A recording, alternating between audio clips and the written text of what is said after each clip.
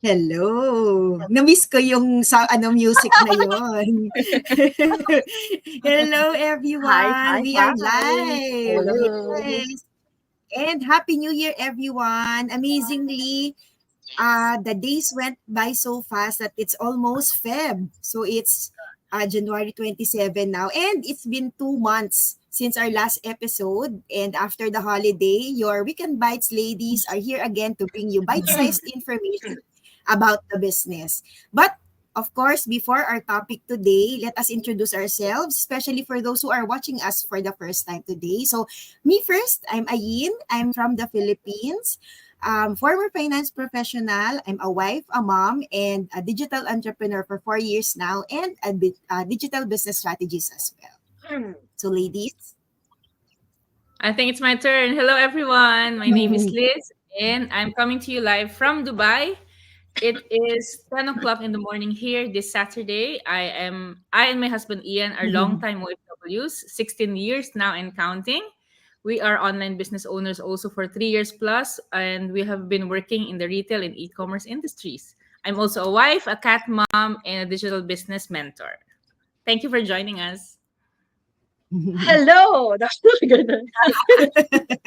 May Sa ganun. akin naman ay good evening from Alberta, Canada. Ako si Louville. I'm a mom of 2 young kids and I also work as an executive assistant.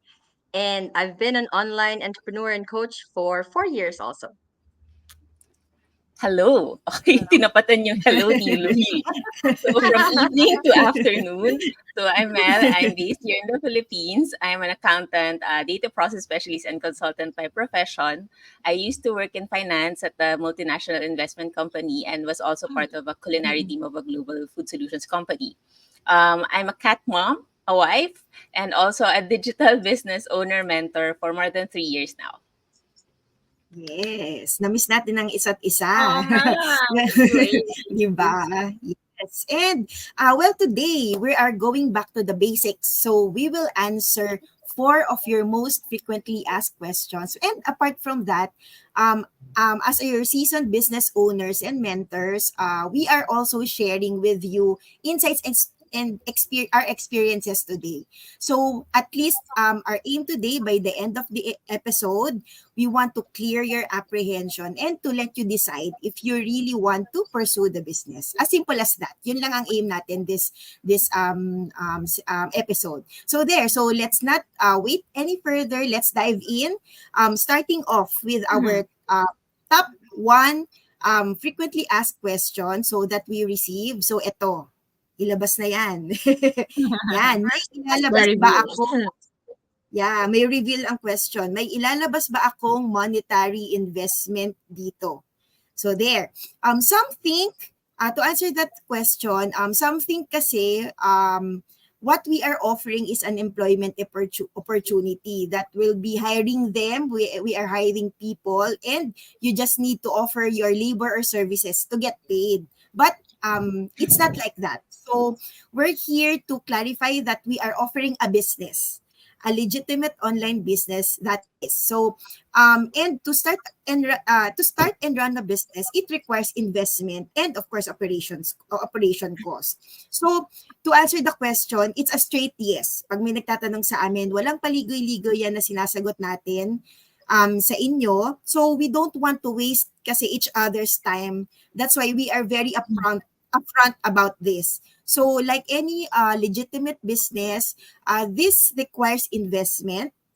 So may ilalabas ka talagang pera. So I think the 4 of us would agree here that you should be worry if there's a business opportunity na nagki-claim to give you big profits and they will tell you there will be no investment involved. So warning lang, don't ever believe those offers that it just aims to lure you yung mga ganong offer. And ano pa ba? Another follow-up question that we get from this tong main question na to, kung may investment money ba ako dito, ang tinatanong pa, how much ang ilalabas ko? Well, there's a wide array of options for you. So we have a process that we follow to ensure that you are given every detail about the business to help you decide if this is for you. So we have webinars that you can attend.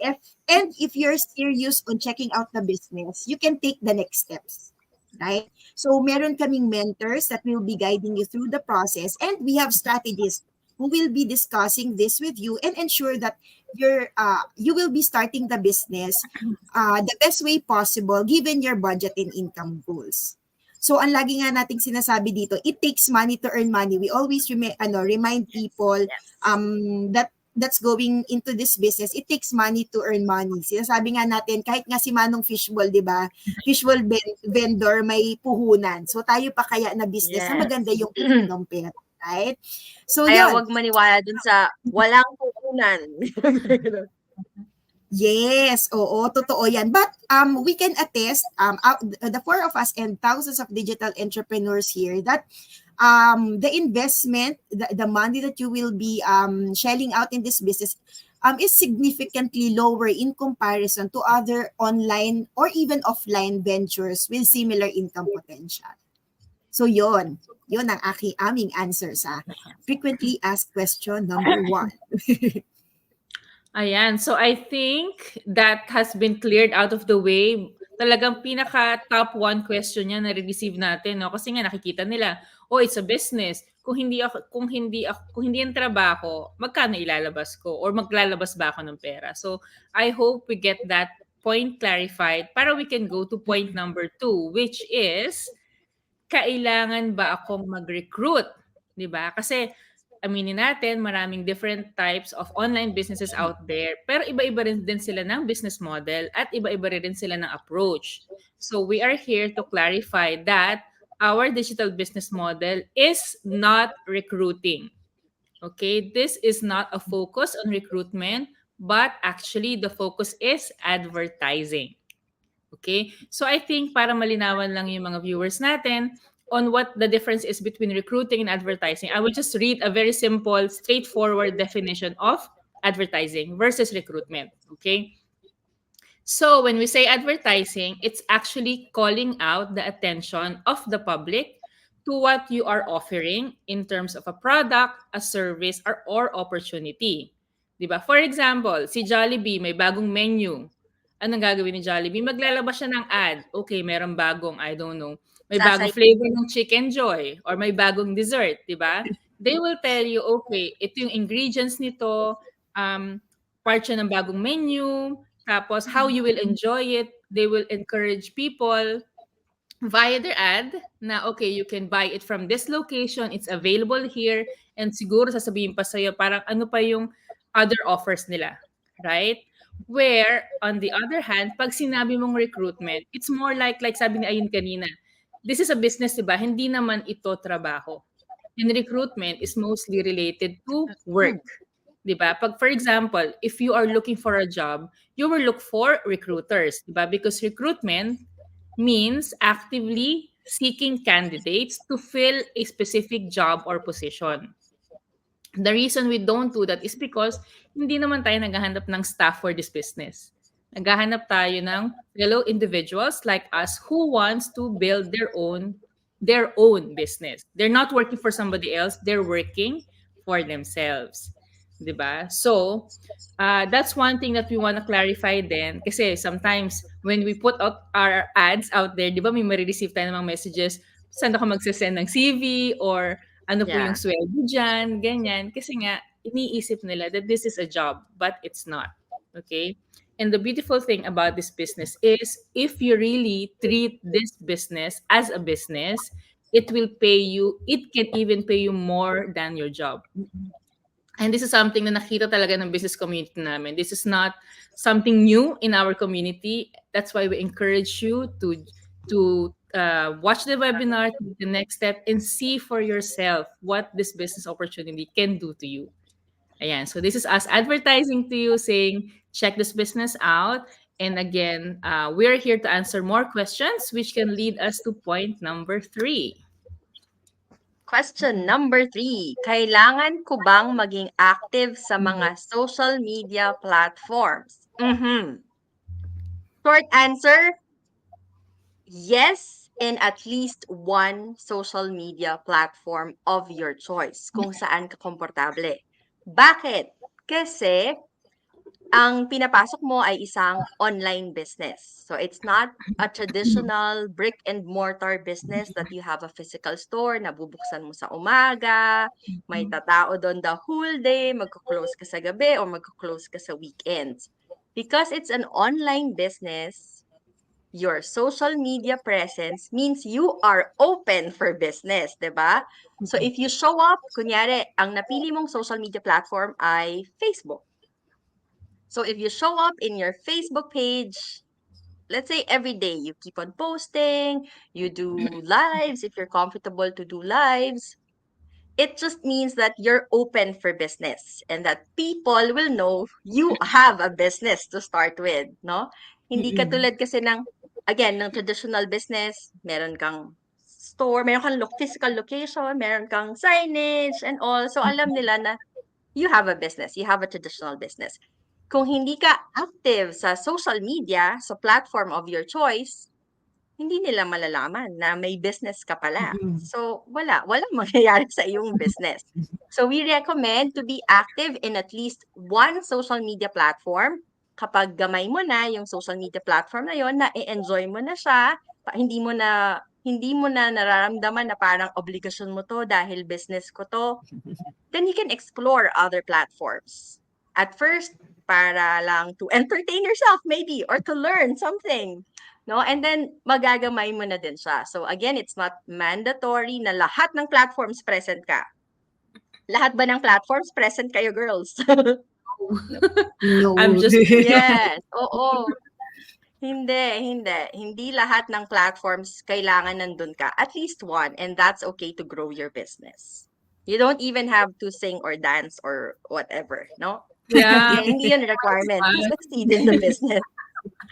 Remember before, I just wanna share, di ba before when TikTok was just starting, di ba all people do there was like sing and dance and say, oh my gosh, I cannot do sing and dance in TikTok. Di ba? Di ba, Mel? Kaya tayo walang TikTok. Pero di ba, Yes. the platform eventually evolved into something more educational, something more inspirational. Yes, Diba? yes. So, Ang dami kong nakukuha ng mga kitchen hacks sa TikTok. Yes. So it doesn't necessarily have to be sing and dance for you to get people's attention, because as long as you continue to share value and inspiration, talagang meron at meron kang audience for that. Yeah, and maganda yung point ni Loville din kanina about having an online presence. Na parang if it's a physical store, alam mo na bukas siya, di ba? But if it's an online store, usually, di ba, magsa-search ka muna. Kunyari, pupunta ka sa isang restaurant. Usually, magsa-search ka muna ng restaurant, di ba? Titingnan mo kung saan platforms ka nandun. Tapos, Yes. titingnan mo rin, kailan yung last post niya? Ito Mga bang menu picture. item niya ito? Nandun pa rin sa huling menu niya. So, nandun yung kailangan na digital marketing side, which kabit din doon sa sinabi kanina ni Liz about advertising. Kasi advertising is still part of digital marketing, which is now part and parcel of everything. Even schools have online presence, even mga hospitals have online presence. Diba? So, Traditional parang hindi mo na businesses. talaga diba? Hindi mo na may iwasan na diba, na nasa social media. But again, it's your choice really as to what you want to post kasi page mo naman yan eh. So, hindi siya kumbaga pilitan as to what you want to post and when you want to post. Okay. So, talking about time, when you want to post, ito yung last question natin for this short episode.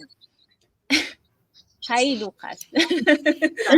Si Raya. Oh, sorry, may commercial. Pinapakita yung kanyang bagong kinoller niya. Ayan, so question number 4, time-consuming ba yung digital business? Before I actually answer this, siguro i-walk through ko kayo dun sa process when we started. Like, when we started, it only took us average 2 to 3 weeks to set up. So, yun yung first part na medyo upfront na, I would say, not really time-consuming kasi depende pa rin sa schedule mo kung kailan mo isisingit yung mga kailangan mong gawin to set up.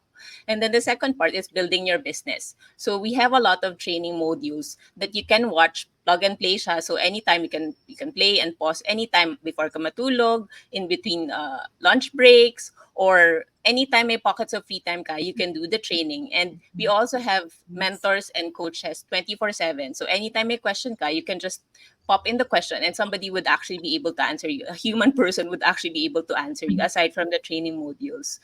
So the other part which is very crucial pagdating sa time factor ng business is the automation. So because the business is semi-automated, it can actually run on autopilot on some parts of it. So yun yung part na nakaka-free up ng time. So to answer the question, time-consuming ba yung digital business? Hindi.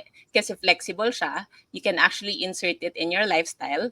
And in the long run, because it enables you to have more control of your time, it actually gives you more time freedom. So yun yung kagandahan dun sa digital business. Ayan. Yeah. And I think this is also a very common question, no? Kasi of course, for example, for us, we're full-time professionals. For example, especially si Loville, she's working, but she also has 2 kids to look after. So time constraint na as it is, yung mga interested na maging business owners eh. So here we are telling you that yes, this business is very doable, even for busy professionals and busy parents like yourselves, like many of us, you know. And nakakatuwa nga kasi it's very empowering because sometimes really, of course, it's something that's really concerning busy people already, di ba? Pero pag nalaman nila that a huge part of our business system actually takes the load off of them because of the automation, then yung nakaka-encourage, di ba? Na hindi mo talagang kailangang, like on a traditional store, hindi mo kailangang maging present sa store mo like from 8 to 5 or from 8 to 10 in the evening for it to run and generate results. Diba? Sa atin, really, having automated systems really does most of the work for us. Kaya kahit nagtatrabaho ka, looking after your kids, like right now, you know, your business is running for you, which is really good. No, Mami Yin? Yes. Side hustle talaga siya. Which you can do on the side. Yes. Ako, sobrang gusto ko talaga yung automation na factor dito sa business na to, no? Kasi I remember when I was just starting, si Raya, newborn pa lang. Yes. Oo, ngayon ito na to, oh. Bumubulong pa sa akin, ang gusto daw niya ay rice with ham and egg. So pagkatapos siguro magluluto na siya. Rice and ham and egg. Ayan, kaya I think this is a good question to address on the part 1 of this episode. Yes. Kasi talagang a lot of people talaga are really interested in doing this business. But sinasabi nila, ay, busy na ako. I'm a busy nurse. I'm a busy full-time mom. I have 3 kids. I have young kids. I'm super busy at work. I have a social life. You know, I have community life. So, saan ko siya isisingit? Diba? But when they actually get to see na it takes a little bit of juggling the schedule and with the system automation, this is really very doable. So we are encouraging you to check this business opportunity out. Ayan. So is there anything else we want to add before we close this part 1? Abangan ng part 2. Yes, abangan nila ang part 2. Oo. Like So and follow our pages para updated sila kung kailan ang ating part 2. Oo nga. I think I just wanna zone back in dun sa point number 2 ko kanina. I just want to mention also, kasi when we said we are doing advertising and not recruiting, I just also want to mention that learning advertising or digital marketing is a huge part of our training programs, di ba? Na kasi baka inisip ng iba, wala naman akong alam sa advertising, di ba? Which we were like that before. Most of the business owners. Advertising, di ba? Kasi iba yung career path ko, iba yung educational background ko. I really don't have any idea about social media marketing. But with the training that we have, as in, makikita mo talaga na how you can learn this very important skill that is also applicable. For example, if you're a traditional business owner or you have a profession, that you can apply social media marketing and advertising talaga in your profession or in your business. So wag kayong matakot if you don't know anything about advertising because we were there before. Yan. Dagdagan ko lang yon na if you'll take social media marketing courses outside, yung mga online courses, plus Facebook, LinkedIn, Google, YouTube, and all, YouTube. it would cost you thousands of dollars. Kung dito sa amin, Mm-mm. nag-check ako before, it would be $2,000 or 3,000. But in our business model, lahat nandun na. Yeah, so very applicable regardless if you're, I was just gonna share this because I was talking to one interested OFW. She's based in Saudi. She wanted to open her own pharmacy when they retire back home in the Philippines. And so she really found this opportunity na, if you were teaching advertising, I can also apply what I learned there Yes. kapag nag-open na siya ng traditional business niya. Yes. 'Di ba? So, Mm-mm. the skills that we really learn in this community is very useful in many areas of our life. So, it's a huge plus talaga. 'Di ba? Ayan. So, let's see. Somebody's watching from Dubai. Pahabol. Ayan. Uy, may Here daw pahabol. ang question. Gumising na. Ayan. Hello, Hi, Ian. breakfast please. Ayan. Breakfast. May egg. Okay, Raya. Si Raya gusto ng rice with spam and egg. Oh. Yun ang favorite niya eh. Oh, di ba? Oh, yan. So, it's time for breakfast. Okay, so now, there you have it. We have answered your top 4 questions of what we usually get when we talk to people about this online business or when people come to us about online business. And sinabi natin na yes, number 1, there is in financial investment in this, but also investment in time of money and commitment. Number 2, we are not a recruiting business. This is a business focused mainly on advertising. We also said that yes, you need to be in at least one social media platform of your choice wherever you are comfortable. And I would like to add that, of course, the amount of sharing that you would have to do is, of course, dependent on you. Wala naman sinasabi you have to divulge your entire private life, your personal life, if you're not comfortable to that. Okay? And again, number 4, it is a business that is heavily backed by a lot of automation, so it is not time consuming. You have the flexibility to run it according to your own free time and schedule. Ayan. So we hope that we have given yourselves clarification sa mga tanong ninyo, and if there's anything else that you'd like us to address, we have a part 2 for this episode. Just continue to follow us on our pages, Louvilles, Liz, Mines, Ains, and Mel's. And our websites will be flashed on the next slide once we end this video. So either you reach out to us via our business pages, our personal pages, or our websites, and we hope to see you on the next episode. Thank you for tuning in. This is Weekend Bites, your go-to weekend guide for digital business and more. See you next time. Thank you. Thank you for Bye. watching. Bye-bye. Thank you. Bye-bye.